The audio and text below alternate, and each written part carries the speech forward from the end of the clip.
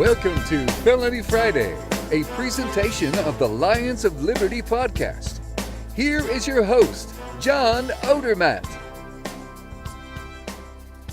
Felons, friends, and freedom lovers, welcome back to Felony Friday. This is a weekly show of the Lions of Liberty podcast. Now, we have 4 shows here on Lions of Liberty. We kick off every single week with our longest-running program, our flagship program, hosted by Mark Claire, where Mark interviews leaders in the Liberty movement, and he hosts roundtable discussions. Every Wednesday, we have Electric Liberty Land, hosted by Brian McWilliams. It is your weekly shot of culture, comedy, and liberty. Brian's doing a phenomenal job. If you missed last week's episode with Owen Benjamin, go back and check that one out. It is an interesting episode, to say the least. And sandwiched right between that Monday and Wednesday time slot, those 2 shows, is our newest show, our Tuesday show, at least for the time being. It's called Candidates of Liberty, and it focuses on telling the story, sharing, bringing on candidates who are running for office in the Libertarian Party and giving them the opportunity to talk about their campaign, talk about their motivations, and talk about the reasons why they are seeking public office and why they care about the message of liberty. The reason we started that show is because over the past couple months, I should say, going to PorcFest, going to the Libertarian National Convention in New Orleans, we met a lot of great Libertarian candidates, and we simply were not going to be able to talk to all of them unless we started a new show. So we started a new show. And we were able to do that through funding, through the support we have through our Lions Pride. And our Lions Pride it's a Patreon group where they get bonus content and merchandise, and they get to talk with us, do conference calls, stuff like that.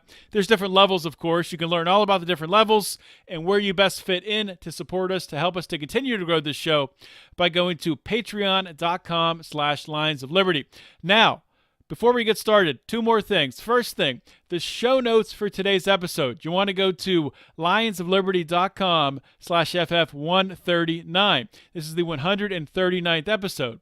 Second thing, my guest today is going to be Weldon Angelos. I'll introduce him in just a moment, but this is a guy I've wanted to have on Felony Friday for a very long time. His case had a ton of notoriety and really brought a lot of people, or gave a lot of notice to the flaws, to the injustice in the criminal justice system that is mandatory minimums, that is nonviolent offenders being locked up for decades and decades on end.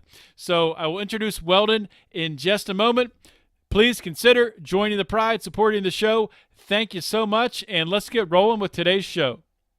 My guest today on Felony Friday is Weldon Angelos. Weldon launched a successful music career that brought him nationwide recognition, and he's the founder of the rap label Extravagant Records. At the time, many considered him an up-and-coming entrepreneur in the industry, and he wrote and produced songs with many acclaimed artists, including Snoop Dogg.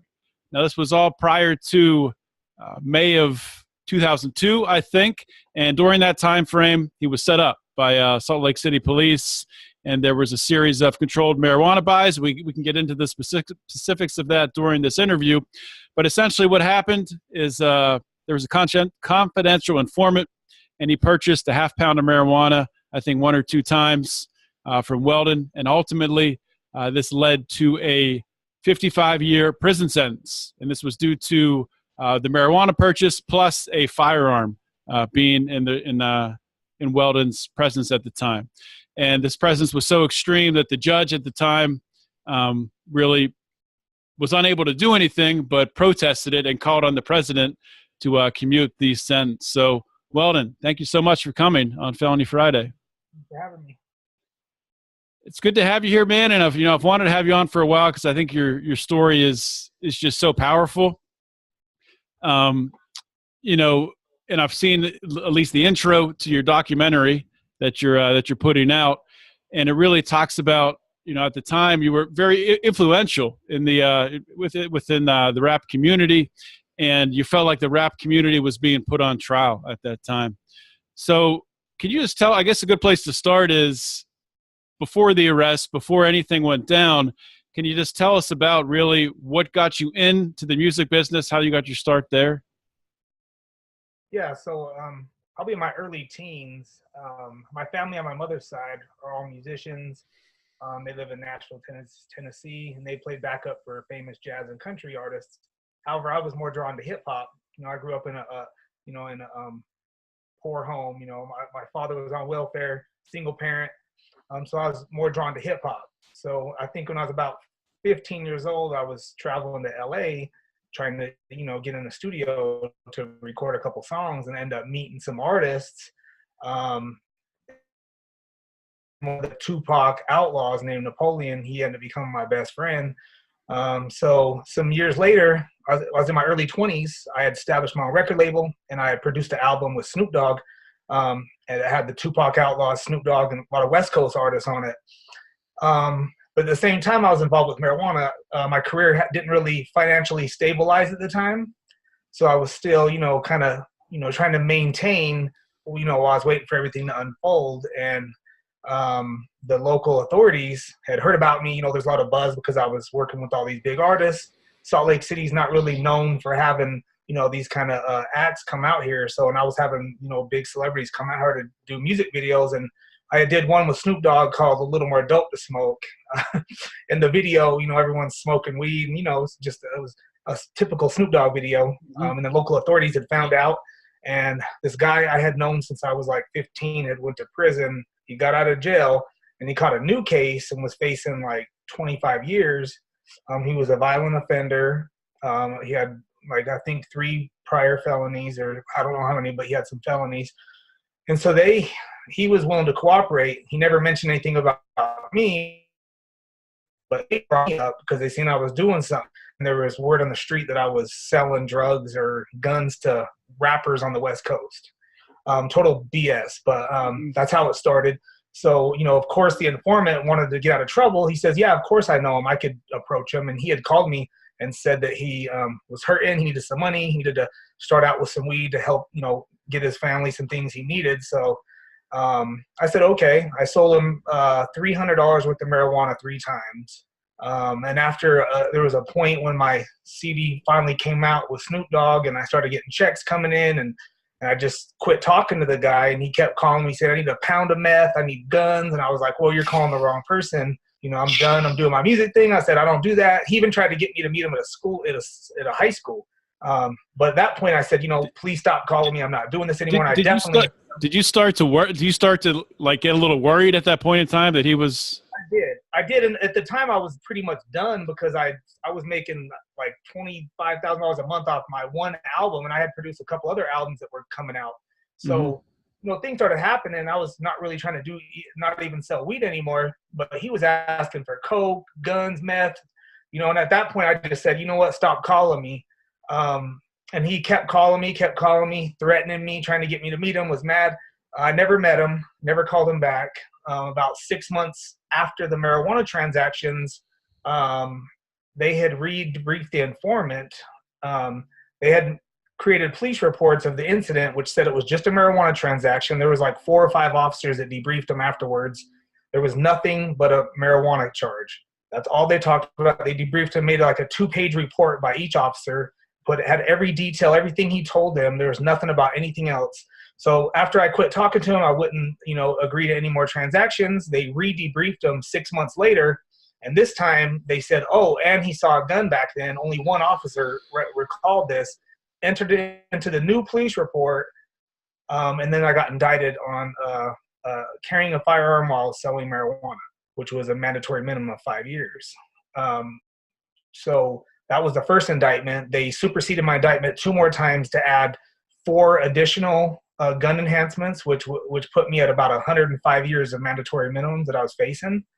I maintained my innocence on the 2 gun counts, and that forced me to trial, where I was acquitted on some and convicted on the 3 key counts, which ultimately landed me a 55-year sentence, 5 for the first one and 25 for each subsequent offense. Unbelievable. Yeah, and my judge at the time, he was a staunch conservative. We were kind of worried about him as far as sentencing because he wasn't really, too helpful during trial. But when he ended up looking at my case and looking at the sentence, he had a complete change of heart on these sentencing issues, and he did something, unprecedented. And he asked the government to file a brief on whether this was even constitutional. And he also polled the jury and asked for their recommendation on what a proper sentence would be. And none of them recommended anything close to what I ended up receiving. But at the end, he authored a 65-page opinion, criticizing the sentence, but at the end saying he had no choice but to impose it. So at that point in time, like what was going through your mind? You get that sentence, 55 years in prison. Did you think that you were going to serve the majority of that, or did you think there was a way out at the time? I never thought it was even possible in America, even though they're saying, hey, if you go to trial, this is what you're facing. I grew up around people in my community who committed murder, committed home invasions, armed robbery, bank robberies, and they served a fraction of that sentence. So I was like, there's no way for a first-time marijuana offense, I'm going to go to prison for 55 years. I just didn't believe it. I felt like they were just threatening me. I felt someone higher up, a judge or an appellate judge, could fix it and change it. I was completely wrong because I never had any interaction with the federal system, so I didn't know how out of whack our laws were.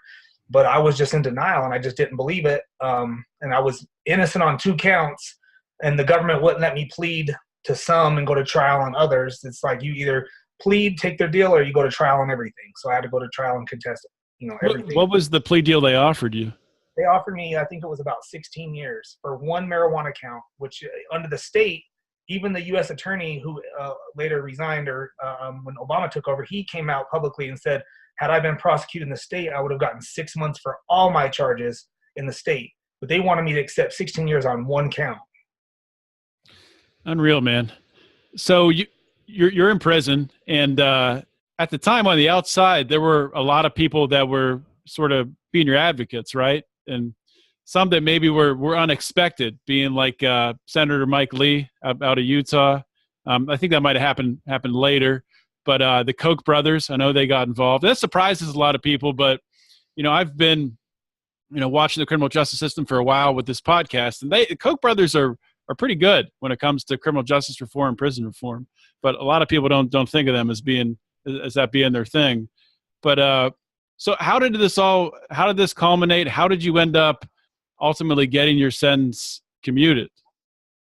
Well, initially we had, I think it started with like the local mayor, a few local activists that were pushing my case. And then we ended up, because of my judge coming out publicly, it attracted the attention of a former federal judge out of New York who authored an amicus brief, and he convinced 4 former U.S. attorneys general to sign on my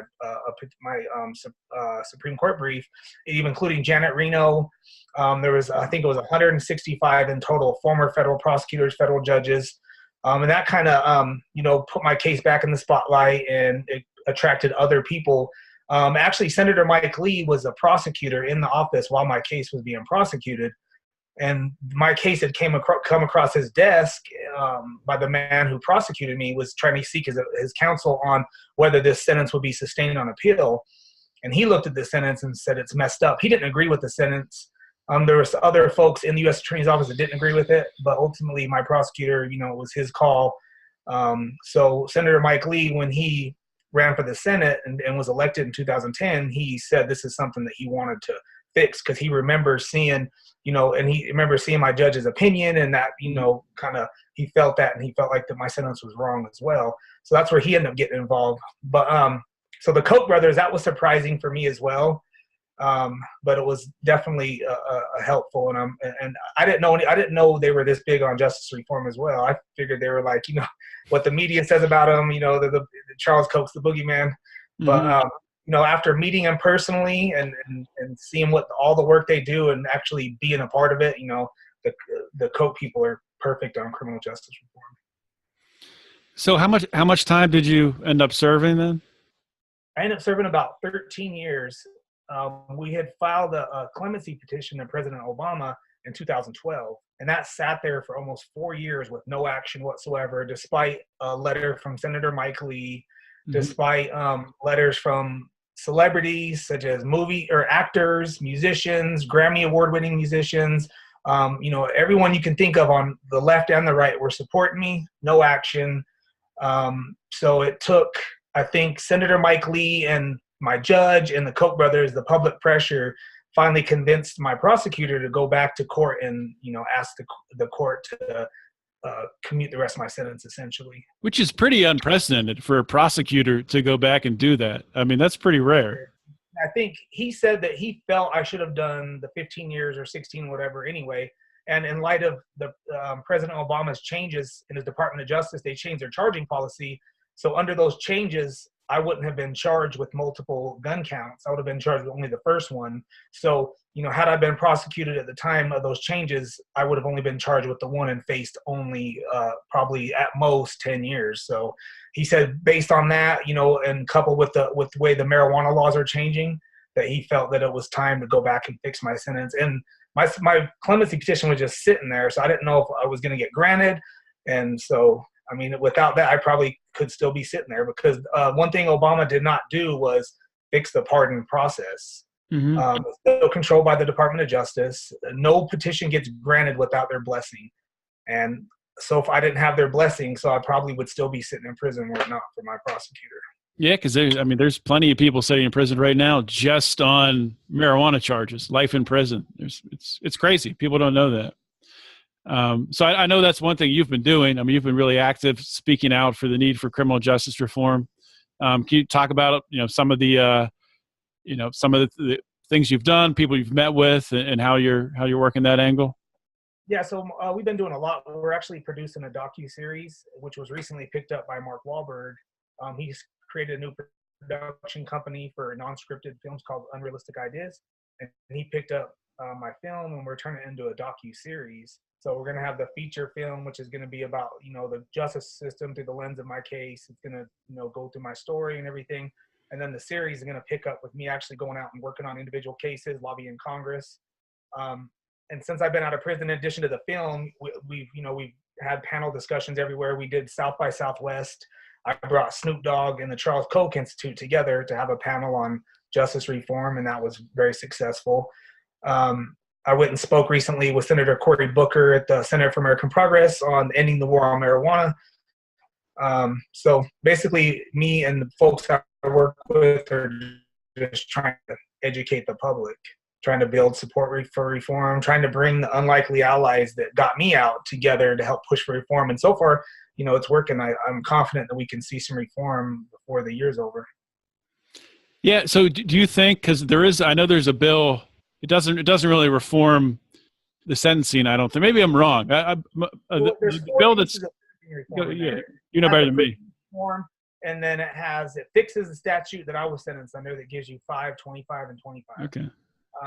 It fixes that, but it's not retroactive, and it needs to be. So Congress is saying, this is wrong. We shouldn't have done it. It was a misinterpretation by the Supreme Court, but we're not going to help people who've already been sentenced, which is wrong. But I'm happy it's getting fixed. We can fight for retroactivity after. And then it makes the crack law that the Obama administration passed in 2010 retroactive. It also loosens up the safety valve, which was really strict and only applied to a narrow category of offenders. And it also changes mandatory life for certain drug offenders. So there's 4 pieces of important pieces of legislation in that proposal, and they're good ones. It doesn't go far enough, and I'm hopeful that we can, if we can pass this, that we can keep chipping away. And this is a bill that President Trump would sign. I assume so, since it's, Jared Kushner is the one working on it, right? Or I don't know his role in facilitating, but he's involved in some Senator capacity. Mike Lee had a meeting with the president, I think last week, and he said that he will support the bill after the midterms. That doesn't really make sense. It could. You would think, at least from a political, just looking at it politically, wouldn't you think that they would want to do that before the midterms? Because it's something almost everyone agrees with, right? Yeah. I don't understand the logic either. People need relief now, because the prison reform portion of that bill provides relief for inmates. It helps, takes away the shackling of pregnant women. It gives people the good time that they're supposed to receive already. There's a lot of good things in the prison reform package, and that people need that now. They don't need to wait. But that's the nature of politics. So looking at the criminal justice system from a whole, just taking a step back, I guess the war on drugs as a whole, where do you think we are? And I don't know if you favor fully legalizing all drugs. That's something that I would favor. I think really the market should regulate that and take that out of really the black market and the back alleys of society, where that's where a lot of the violence comes in. But is that something that you think as a society, at least maybe separate marijuana out, talk about first, do you think that is something that's close to being legalized? Marijuana? Yeah. I hope so. I mean, it should be. I mean, it's ridiculous to keep it criminalized. I mean, everywhere else, look at Canada, Mexico, they're going legal. The states are going, I mean, at the very least, it should be medical, but I think it should be fully legal recreationally. And I'm hopeful it will happen. Even this president has said that he would support the States Act, which would make it legal in any states that have marijuana laws. So I think, you know, we got some years, but I'm pretty hopeful that, you know, marijuana prohibition is at its end. So when you look at sorry, go ahead. As far as all the other drugs, I'm not really sure where I stand as far as full legalization. I haven't really thought about it. I've mostly only thought about marijuana, but I don't know where I really stand on the other drugs, but I definitely feel like we approach the drug problem wrong. I think we should approach it entirely different, and not from a criminal perspective. So what role do you think that the rap community can have in, you know, helping to facilitate criminal justice reform with, I mean, this isn't the rap community, but if you look at what happened with, you know, Kim Kardashian being an advocate and helping to get, I'm blanking on her name. Who did Kim? Alice Johnson to get her sentence commuted. Are these things that you think that the rap community can start to facilitate and cause some change that way? Absolutely, and we're already seeing folks like Common's really active in this movement. John Legend. And that's what we're actually trying to do. We're trying to get all these big names to come together. And my film's actually called Unlikely Allies because we bring, you know, Snoop Dogg, we bring a couple film producers, different musicians, and we're bringing Senator Mike Lee, you know, and Cory Booker, Koch brothers, all these people together in my film to show that, you know, this reform has widespread support. And we're trying to, you know, hopefully these big names can call on their fans and the people that support them to take action. Is your film out now? Is it available? No, it's still in production. Hopefully 2019. 2019. Okay. Well, is there anything else that you're working on? Anything else you want to plug? You want to talk about? Okay, so I'm working on a book as well, which is much more comprehensive than the documentary. The foreword's going to be written by a 4-time Pulitzer Prize-winning journalist from the Washington Post. And the book's just there's a lot of things about my story that the public doesn't know that I'm going to reveal in this book. And there's a lot of things that are going to make people rethink our entire criminal justice system. I wish I could say something now, but I'm trying to keep it all for the book. I think it's going to be really impactful. No, that's understandable for sure. So yeah, and I do got an album coming out that I had worked on prior to my release that has a lot of music that actually directly discusses the criminal justice system.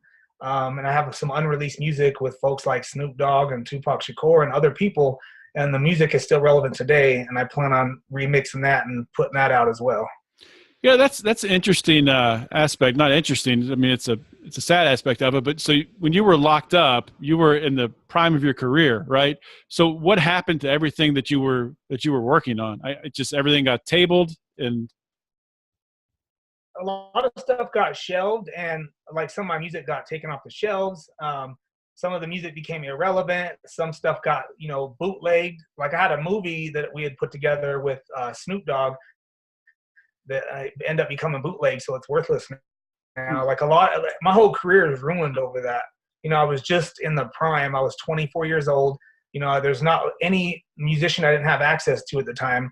And when I get out and, you know, everything I've done and all the music that I still have left is almost worthless, except maybe the few songs with some of the big names that I have. So yeah, this little, little marijuana transaction just completely ruined my life.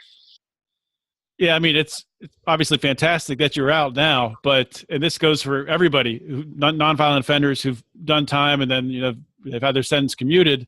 You know, it's always amazing that I watch you guys come out and you seem to have a good attitude about it, but in reality, I mean, you should have the right to sue the government for to get some of that money back that you've lost out on. But I think so. It's crazy, but Now I got to start all over. I got to try to find a new career, and just it's tough. yeah. Well, man, I mean, I know you're keeping yourself busy, and I wish you the best of luck with getting your career back up and running again. Thank you for coming on the show. Thank you for doing everything you're doing with the docuseries you're working on and the movie and everything else, man. So keep up the hard work. Thank you. Thank you guys for listening to that episode today with Weldon Angelos. We did have a little bit of technical difficulties, especially on the video side. You probably noticed it. The audio side, I think I was able to clean most of it up. Weldon, just a phenomenal story. As I said at the onset of this, a guy I've wanted to have on this show for a long time. Finally, I was able to reach out to him, contact him, and get him on the show. And I think his story is important for many reasons, and he kind of talked about it during the show. I just want to highlight it again. I'm not going to go in a long rant, but through his story, I think he made it abundantly clear. With his background in the rap industry, producing rap music, he was able to bring to the table a lot of those people, that rap music culture, people like Snoop Dogg and others who really came to his defense, really pointed out how insane this was, that this guy, first-time offender, selling some marijuana, who happened to be in possession of a firearm at the time of these sales, and because of those two things and the mandatory minimum, he was sentenced to 55 years in prison. So you had the rap community come in his defense. Then you had people like Mike Lee, who was a prosecutor in Utah at the time and saw that case come across his desk. And he saw it come across his desk and remembered it when he became a senator, that he wanted to prioritize that and help to get Weldon, to help get his sentence commuted, which is just phenomenal. Then you have the Koch brothers, the infamous Koch brothers, who so many people on the left shit on and say the Koch brothers never do anything good for anybody. They don't care about black people. They don't care about brown people. They don't care about Hispanics. They don't care about anybody, which, if you just look at the actions of the Koch brothers, and I'm someone who's been pretty well embedded in this criminal justice community for a while, talking to people. I know the movers and shakers and the players. And I will tell you this right now, the Koch brothers, they walk the walk in the criminal justice system. Now, you can criticize them in other areas, for sure. I'm not going to say you can't. But if you look at their pushes for criminal justice reform, I would say maybe if I were them, if I had their money, I would go about it differently and maybe push a little harder to try and end the whole war on drugs. But, I'm not going to rain on their parade for the good things they're doing, helping to get people like Weldon Angelos, helping to get others clemency, really taking up these cases and advocating for them. And also the other big thing the Koch brothers are doing, which is overlooked by a lot of people don't understand the importance of this, really, from a public safety standpoint. And the Koch brothers are big on reintegration, getting people trained, and they have some pilot programs. I might try to bring on somebody in the near future here to be interviewed about some of the stuff they're doing, working with, I think it's called Right on Crime. I did interview somebody from their group not too long ago, a few months back. But I think that's important. What the Koch brothers are doing, important. What politicians like Mike Lee are doing and Rand Paul for criminal justice reform. Good to have that overlap on both sides of the aisle. People like Cory Booker on the left side, what he's doing for criminal justice reform, fantastic. Even someone like Van Jones. I've talked about Van Jones, somebody who our political ideologies are completely opposite. I'm pretty sure that he used to be a communist, or at least a socialist, and probably still is, but at least not openly. But from a criminal justice standpoint, we're pretty close. I mean, we're not tracking right on, but we both want to minimize the system. We want to end mass incarceration. I don't know if Van wants to end the war on drugs, but that's an interesting conversation, I think. I'd love to have Van on. If anybody knows Van Jones, come on. Come talk to a libertarian. Let's hash this out. Let's build coalitions. And that's where I'm going with this. Weldon's case was a microcosm of how you build coalitions to achieve a goal, to achieve an objective. When you look at things that have happened, things that have changed in society today with, from civil rights to, more modern days, you look at gay marriage, things like that becoming legalized. really times like that, coalitions from the right and the left, the center, from everywhere, people just came together and realized, holy crap, this is an insane injustice. We got to fix this.